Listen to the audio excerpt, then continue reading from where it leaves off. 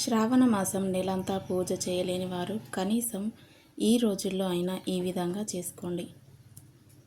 అత్యంత శక్తివంతమైన మాసం శ్రావణ మాసం.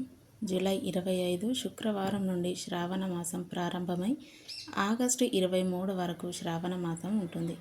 ఈ శ్రావణ మాసం నెల రోజుల పాటు అష్టలక్ష్ములు భూమిపై సంచరిస్తూ ఉంటారట. కాబట్టి లక్ష్మీదేవికి ప్రీతికరమైన శ్రావణ మాసంలో తప్పనిసరిగా కొన్ని ఆచార పద్ధతులను పాటించాలి. తెలిసి తెలియక కూడా కొన్ని తప్పులు చేయకూడదు.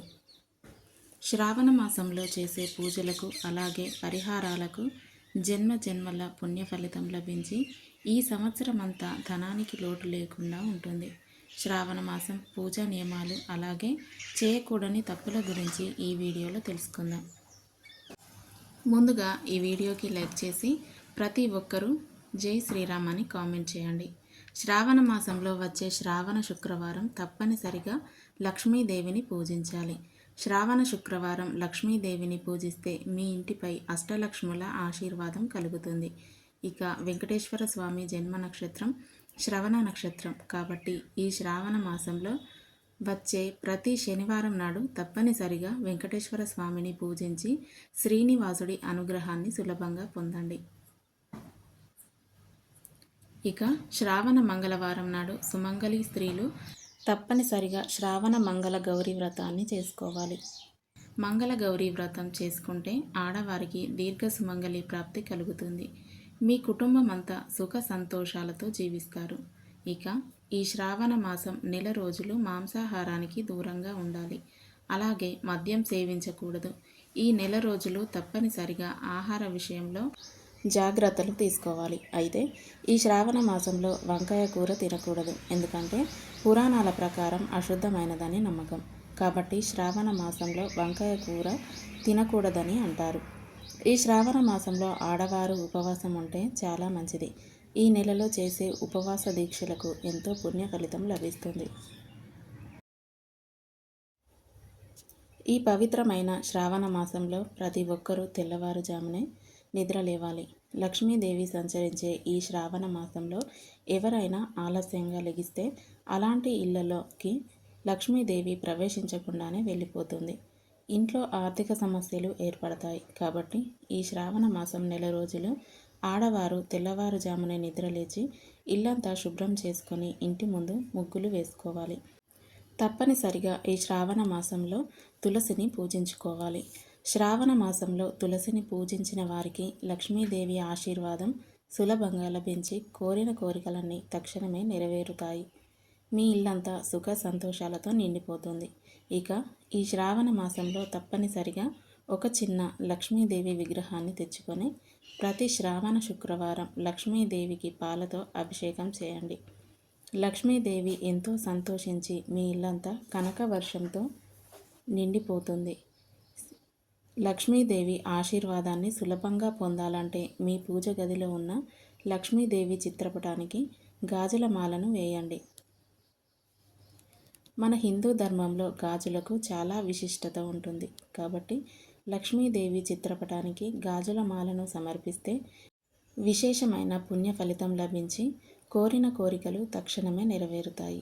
ఇక భార్యాభర్తలు తప్పనిసరిగా ఈ శ్రావణ మాసంలో బ్రహ్మచర్యం పాటించాలి.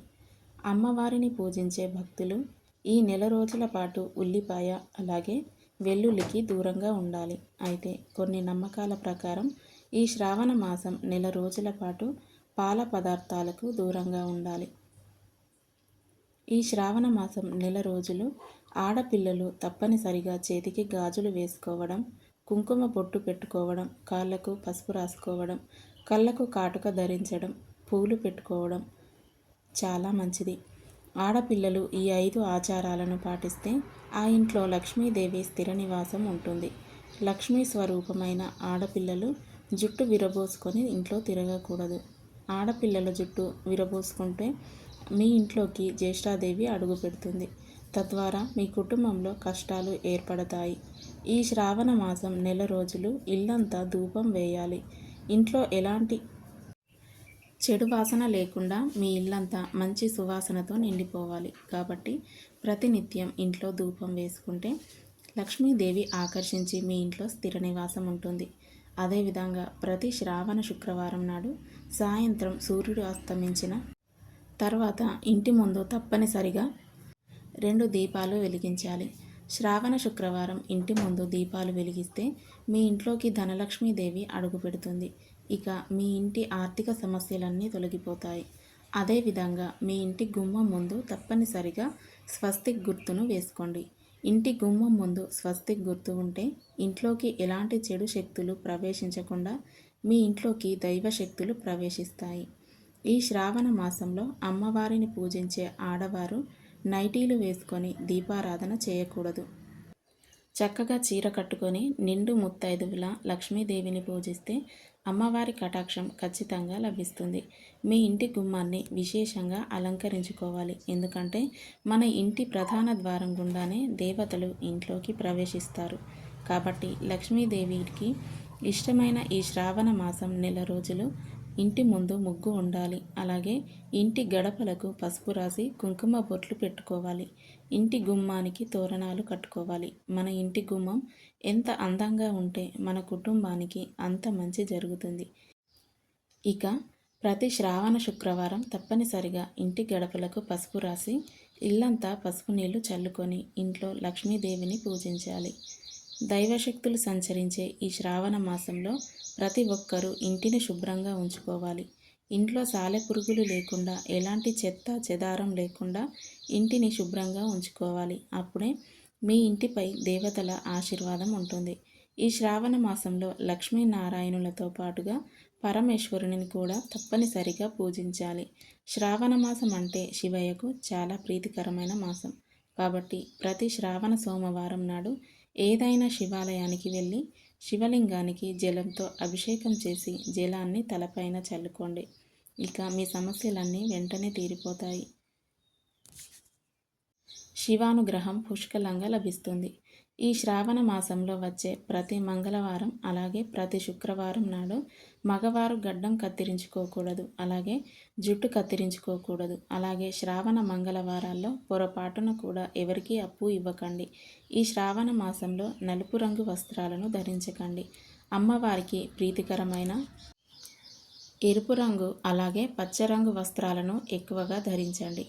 రాగి పాత్రలో వండిన ఆహార పదార్థాలను ఈ శ్రావణ మాసంలో తినకూడదు. ముఖ్యంగా పరమశివుడిని పూజించే భక్తులు తులసి దళాలతో శివుడిని పూజించకూడదు.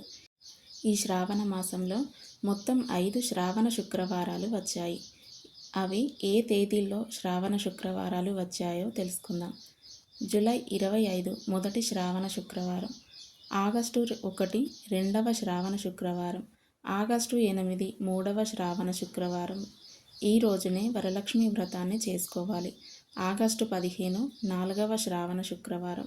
ఇక చివరగా ఆగస్టు 22న 5వ శ్రావణ శుక్రవారం వచ్చింది. ఇలాంటి చిన్న చిన్న నియమాలను పాటిస్తూ లక్ష్మీదేవిని పూజిస్తే ఈ సంవత్సరం అంతా మీ ఇంటికి మంచి జరుగుతుంది. ఈ వీడియో కనుక మీకు నచ్చినట్లయితే తప్పకుండా లైక్ చేయండి, షేర్ చేయండి. అలాగే ఇలాంటి మరిన్ని వీడియోల కోసం మా ఛానల్ని సబ్స్క్రైబ్ చేసుకోండి.